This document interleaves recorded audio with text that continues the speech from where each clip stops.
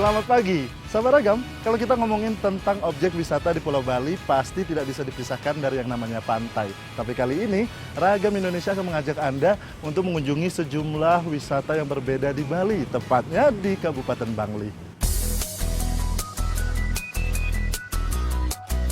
Berbeda dengan kabupaten lainnya di Provinsi Bali, Kabupaten Bangli merupakan satu-satunya kabupaten yang tidak memiliki garis pantai.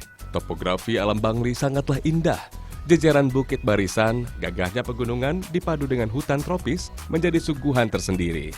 Kabupaten beriklim sejuk ini berjarak sekitar 4 km atau 1 jam perjalanan dari kota Denpasar. Menjejakkan kaki di Kabupaten Bangli, rasanya saya tak sabar untuk melihat lebih dekat torehan pesona yang ada di dataran tinggi dengan julukan Negeri Dewata di atas awan ini.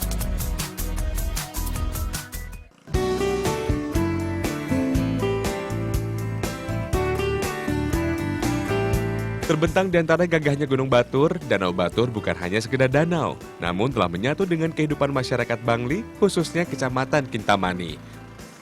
Berada di ketinggian 1050 meter di atas permukaan laut, Danau Batur merupakan danau terluas yang ada di Bali. Danau ini sangat alami karena berasal dari air hujan dan rembesan air dari hutan yang ada di pegunungan. Jernihnya air Danau Batur inilah yang dimanfaatkan oleh masyarakat sekitar dalam membudidayakan ikan mujair. Hal ini terlihat dari banyaknya keramba di sekitaran tepian Danau Batur. Nah, ini dia ikan mujair yang sudah tadi kita panen ya Bapak ya. Ini kalau untuk ikan mujair memang ukurannya yang siap dipanen disarankan seperti ini ya. Tidak terlalu besar dan tidak terlalu kecil karena yang ukuran seperti ini rasanya sangat gurih ya. Sekilo berapa? Harganya 35.000. 35.000 nanti saya beli sekilo ya. Oke, Pak. Kita masak nanti makanan khas Kabupaten Bangli. Wah. Ini sudah harum, Meme. Coba. Mujair dan ya. Nah, sesuai janji saya tadi, ikan mujair yang sudah kita panen akan dibuat masakan khas Kabupaten Bangli, tepatnya di Kecamatan Kintamani. Ini saya bersama dengan Mesari ya. Mesari, kita mau buat apa? Ikan mujair nyanyat. Ya. Ikan mujair nyanyat. Pertama kita haluskan Halusan bumbu ya. Ini ya. Wih, lengkap ini bumbunya. Iya. Bagi masyarakat Kabupaten Bangli, mujair nyat-nyat bukan hanya sekedar masakan, namun sudah menyatu dengan tatanan adat budaya yang ada. Mengkombinasikan gurihnya daging ikan mujair dengan bumbu khas, kuliner mujair nyat-nyat bisa dengan mudah Anda temukan di restoran khas Bangli. Namun bagi Anda yang ingin mencoba membuatnya di rumah, proses pembuatan mujair nyat-nyat tidaklah sulit. Bahan-bahan yang harus dipersiapkan terdiri dari ikan mujair, bawang putih, bawang merah, daun jeruk, batang serai, jeruk nipis, kunyit, kemiri, cabai rawit, dan bumbu pelengkap lainnya. Haluskan bawang putih, jahe, lengkuas, dan bumbu lainnya. Tips untuk Anda yang ingin mengolah ikan mujair, sebelum ikan digoreng, sebaiknya ikan diiris tipis pada bagian dagingnya, agar bumbu meresap pada saat daging ikan dicampur nanti. Sudah ini? Sudah. Saya boleh coba ya? Iya. Yang ini ya. Sedikit saja ya. Sudah ya. Berarti kita goreng. Oh.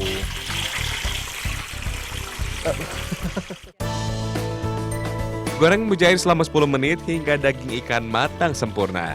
Karena rasanya yang lezat, tak heran di masyarakat kita ikan mujair banyak dimasak dalam berbagai olahan, baik olahan kering maupun berkuah. Angkat ikan mujair dan tiriskan.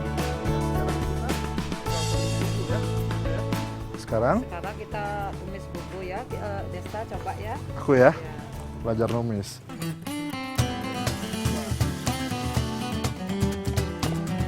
Tumis bumbu hingga harum. Proses ini dilakukan di atas api sedang agar bumbu tidak hangus. Tambahkan garam dan gula secukupnya.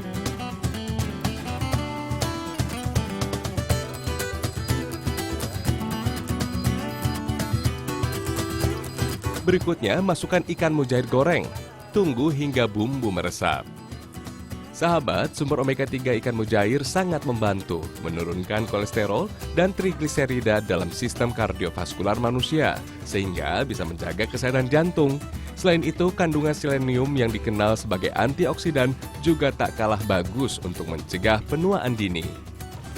Ini sudah matang memang? Ya sudah, boleh diangkat. Saya boleh coba dulu? Boleh. Boleh ya. Ya, kurang apa? Cobain.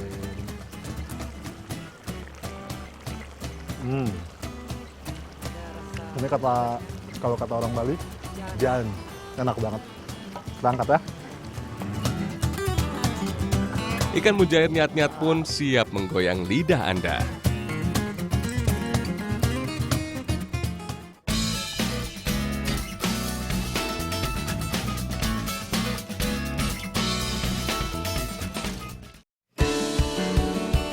Nah, kalau tadi kita sudah membuat yang namanya gurami nyat-nyat, sekarang kita akan memasak satu lagi olahan kuliner dari Bangli, namanya uyung ya.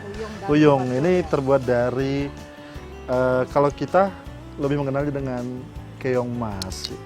Ini kita halusin ya? Bukan, kita rajang. Oh, dirajang ya? Masyarakat Bangli punya cara tersendiri dalam mengolah keong mas. Dimasak dengan bumbu khas, uyung tak hanya lezat, namun sudah masuk ke dalam ikon kuliner wajib coba. Terdiri dari keong mas, bawang putih, bawang merah, cabai rawit, jahe, lengkuas, kunyit, daun jeruk, dan bumbu pelengkap lainnya. Iris tipis semua bumbu, jika sudah, panaskan air secukupnya. Masukkan bumbu dan aduk hingga kuah uyung mendidih.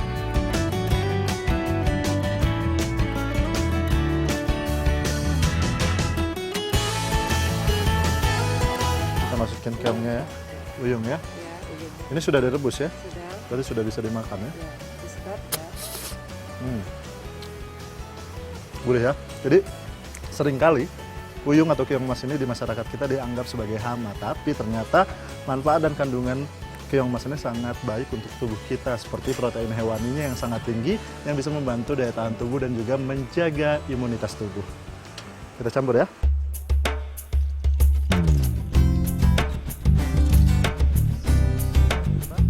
Sekitar 5 menit, angkat uyung dan sajikan. Menikmati olahan mujair nyat-nyat dan uyung benar-benar meninggalkan cerita tersendiri bagi saya. Lezatnya kuliner ditambah hangatnya kebersamaan menciptakan satu momen yang manis.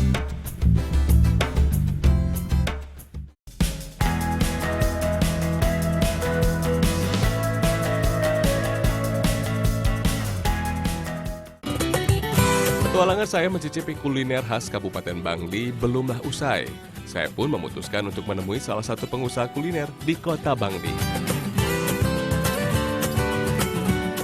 Selamat pagi Ibu Agung, apa kabar Om Swastiastu? Nah, sahabat ragam, kalau kita ngomongin tentang kuliner di Bali, itu nggak ada habisnya. Ada aja kuliner yang harus dicoba. Nah, kali ini bersama dengan Ibu Agung Sugantini, saya akan diajak membuat satu kuliner yang sudah ada sejak ratusan tahun lalu, namanya ayam Bekeren. ayam bekeren. Pertama kita, Pertama, racik bumbu dulu ya. oke, Ada Ini ya. bawang merah. bawang merah Ada semuanya bawang kita halusin putih, ya.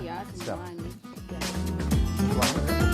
Ibu Agong Sugantini merupakan generasi ketiga yang mempertahankan masakan ayam bekeren.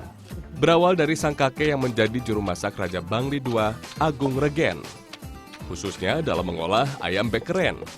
Bahan-bahannya terdiri dari 1 ekor ayam, racikan bumbu genap yaitu cabai, bawang merah, bawang putih, kunyit, lengkuas, daun salam, gula aren, merica, kemiri, terasi, asam bali, minyak kelapa, dan air secukupnya. Menggunakan alat tumbuk tradisional, semua bumbu diracik kemudian dihaluskan. Takaran dalam meracik bumbu sangat diperhatikan karena mempengaruhi rasa ayam bekeren pada saat matang nanti. Jadi yang membuat masakan Bali itu sangat unik selain proses pembuatannya yang masih sangat tradisional, ini bumbu yang kita haluskan tadi ini namanya bumbu genap. Bumbu ini yang tidak boleh ketinggalan ya Bu ya dalam masakan Bali pada umumnya. Ibu ini sudah halus. Sudah. Kita angkat ya. Angkat bumbu dan siapkan ayam yang akan diolah.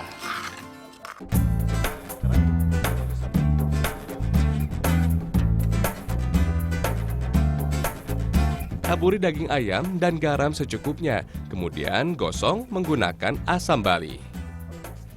Proses ini bertujuan untuk mengurangi bau amis pada daging ayam. Tambahkan minyak kelapa dan remas-remas daging ayam agar daging lunak. Selanjutnya, siapkan bungkus ayam bekeren yang terbuat dari daun nipah. Dan olesi daging ayam dengan bumbu hingga rata. Pastikan semua bagian daging tertutup bumbu. Jika sudah, daging ayam pun siap dibungkus. Bu Agung, ini kalau untuk ayam bekeren ini biasanya dibuat pada saat apa? Satu ada upacara perkawinan, ada upacara odal-odalan, ada syukuran. Ini dari pakai Oke, berarti ini memang aslinya dari Bangli ya? dari Bangli. Khas Kabupaten Bangli. Dari Bangli, Puriagung. Puriagung. Ya, Ini siap dibungkus? ya, siap dibungkus. Ikat bagian ujung bungkus ayam bekeren menggunakan seutas tali yang terbuat dari bambu. Tambahkan air dan minyak kelapa secukupnya agar daging ayam matang merata pada saat dimasak. Ini sekarang? Ya, sekarang mau langsung di tempatnya di open dulu. Di open ya? Yuk. Ada yang unik dalam memasak ayam bekeren. Kulit kelapa yang sudah kering kemudian dibakar hingga menciptakan panas yang maksimal. Sisihkan bara api, kemudian letakkan bungkusan ayam bekeren, tutup dengan alat khusus dari tanah liat. Terakhir, tutup dengan sekam padi dan bakar menggunakan bara api. Panas yang dihasilkan oleh sekam padi sangat maksimal. Sekam padi memiliki sifat panas yang tahan lama, sehingga membuat ayam matang sempurna. Ini lamanya ini 15 jam. Hah? matangnya. Apa? 15 jam? Iya. Tenang aja, ini sudah ada yang matang. Oh, Ini gitu. masih Sudah ada yang saja. matang. Udah. Mau dianu aja, mau Langsung diangkat. bisa diangkat ya? Ya. Ayam bekeren mampu bertahan hingga 4 hari lamanya. Tidak sedikit peminat kuliner yang satu ini datang dari luar Pulau Bali. Satu porsi ayam bekeren hanya dibanderol Rp180.000 saja. Nah, untuk Anda yang penasaran seperti apa rasa ayam bekeren ini, silakan berkunjung ke Jalan Serma Merangge, Puri Klodan, Kabupaten Bangli, Bali.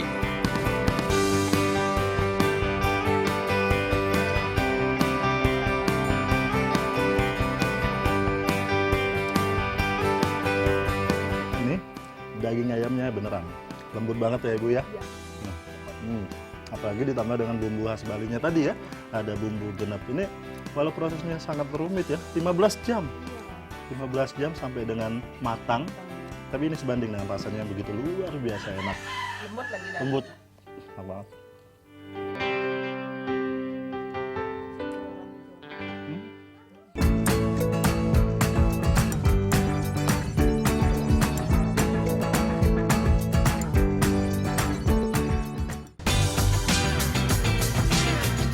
Puas mencicipi kuliner khas Bangli, saya pun melanjutkan petualangan menuju ke sejumlah objek wisata andalan Bangli. Sahabat Agam, kalau kita berbicara tentang budaya, Bali memang sangat luar biasa ya, nggak ada duanya. Nah kali ini saya berada di salah satu desa yang masih sangat mempertahankan adat istiadat budaya Bali. Ini dia Desa Penglipuran.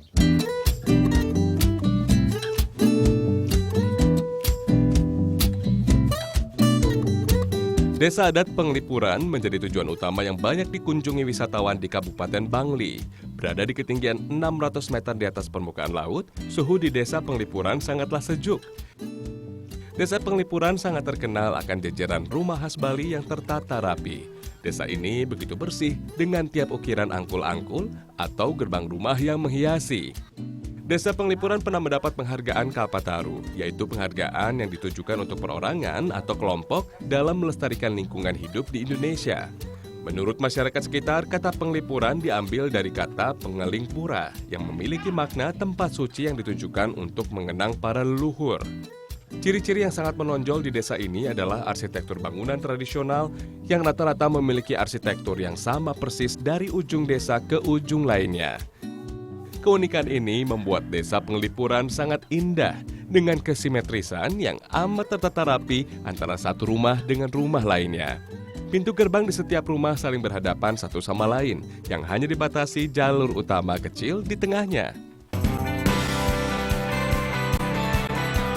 Berada di Desa Penglipuran, saya menyaksikan betapa indahnya kerukunan yang terjalin antar keluarga.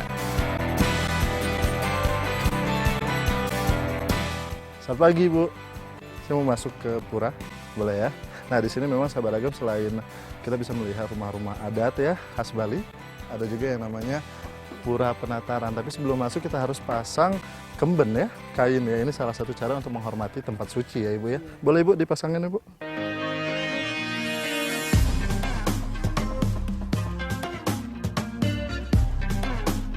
Sahabat, saat berkunjung ke desa adat Penglipuran, jangan lewatkan untuk mengunjungi Pura Penataran. Di sini, wisatawan bisa melihat detail bangunan kuno yang dihiasi dengan ukiran khas Bali.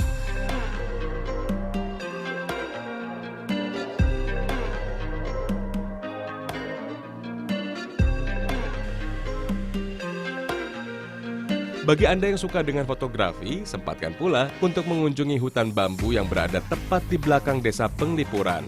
Anda bisa berjalan santai sembari menikmati segarnya udara. Bagaimana? Tertarik mencoba?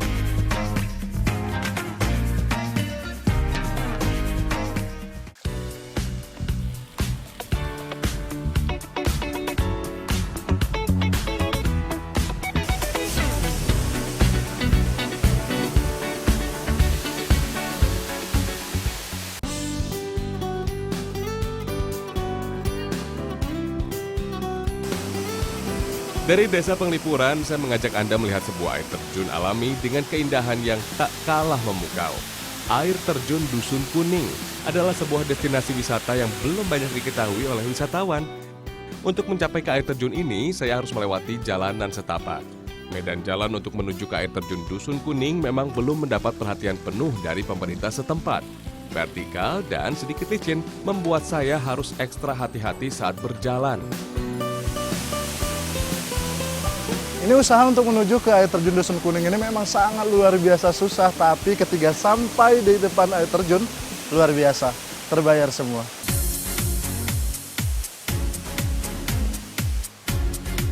Fantastis memang, air terjun Dusun Kuning berada di ketinggian 25 meter di atas permukaan Sungai Melangit yang airnya mengalir ke selatan Bangli.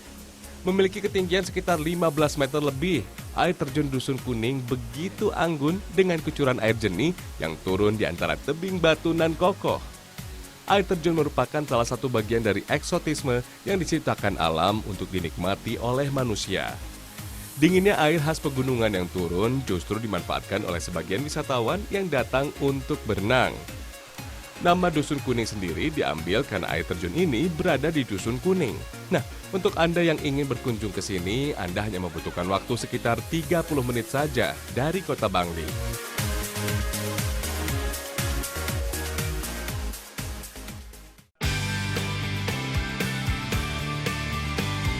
Landscape alam Bangli semakin spektakuler dengan adanya Gunung Batur.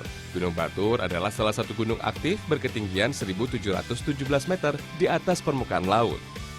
Terletak di barat laut Gunung Agung, Gunung Batur memiliki kaldera yang sangat besar. Berdasarkan sejarah, Gunung Batur telah berkali-kali meletus.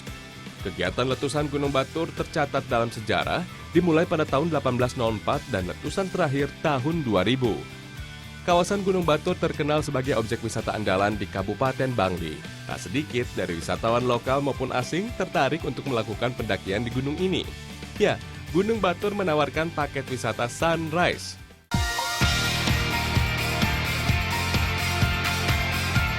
Tak ingin melewatkan momen, saya juga tertarik untuk melihat langsung sunrise Gunung Batur yang terkenal sangat cantik. Pendakian saya kali ini dimulai pada pukul 4 pagi.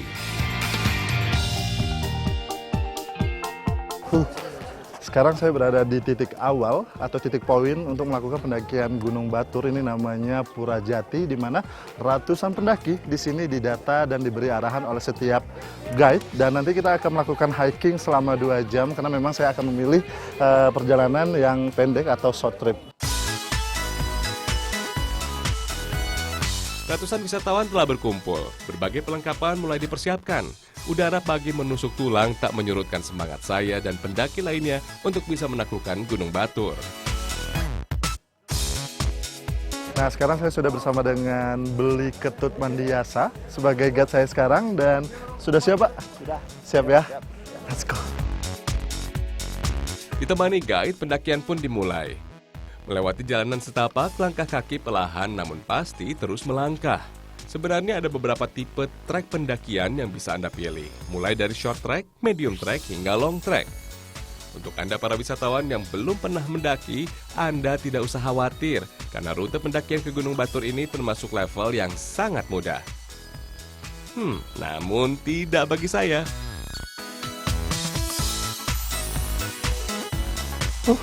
Ini trek pendakiannya. Lumayan ya, lumayan susah ya beli ya, karena kita harus melalui jalur lahar yang sudah terbentuk dengan sendirinya oleh para pendaki ya. Ini berapa lama lagi, Bu? Kira-kira 10 menit lagi nyampe. 10 menit lagi. Sampai di puncak pertama. Semangat? Ayo, kita semangat. Ya.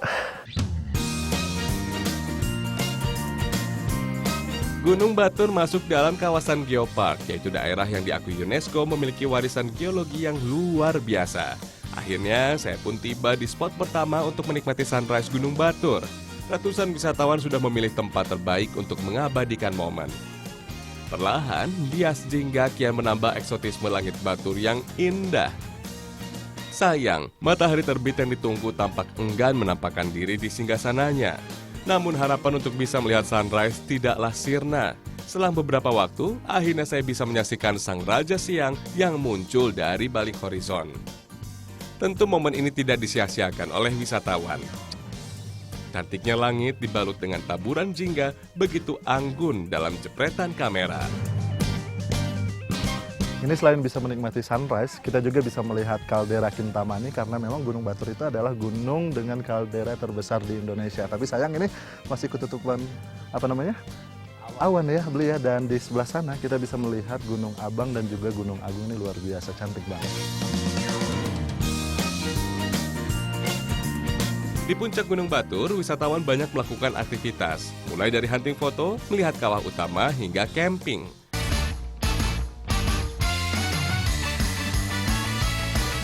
Usai melakukan pendakian di Gunung Batur, saya pun menuju ke sebuah desa di kaki Gunung Batur, Desa Toyabungka.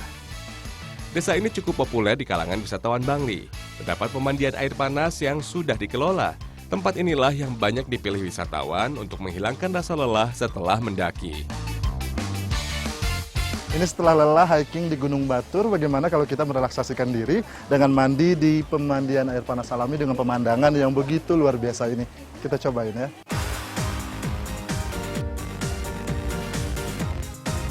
Di tempat ini, wisatawan bisa merasakan sensasi mandi di pancuran air panas yang bersuhu hingga 38 derajat Celcius. Ini air di pemandian Toya de Pasa ini benar-benar alami dan berasal dari panas bumi Gunung Batur. Dan karena airnya ini hangat-hangat kuku, dijamin rasa lelah yang dirasa itu sekejap hilang. Ini benar-benar surga dunia. Pemandangan di pemandian ini pun tak kalah memukau. Jajaran Bukit nan Garang dipadu dengan danau yang indah menjadi satu kombinasi yang sempurna. Pemandian air panas Toya de Pasa selalu saja ramai pengunjung. Baik wisatawan lokal maupun wisatawan asing nampak begitu menikmati hangatnya air yang memanjakan tubuh. Coba saja. Pastikan Anda tetap di layar kaca Trans 7 karena kami masih akan hadir dengan informasi yang tak kalah menarik lainnya.